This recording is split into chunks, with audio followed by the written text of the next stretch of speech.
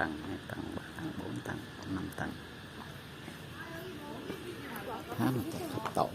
Đức dạy tu không phải để có thêm mà là để bớt đi ham muốn, bớt đi tức giận và bớt đi hận thù. Đừng mong chinh phục và thay đổi thế giới này khi mà chính bản thân ta còn chưa làm chủ nổi. Nam mô A Di Đà Phật.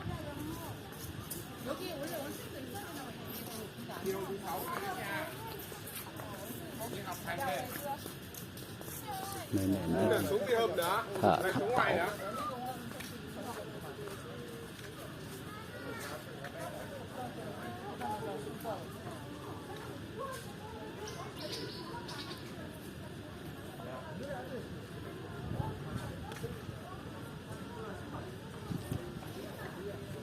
Một tầng, 2 tầng, 3 tầng, 4 tầng, 5 tầng, 6 tầng, 7 tầng.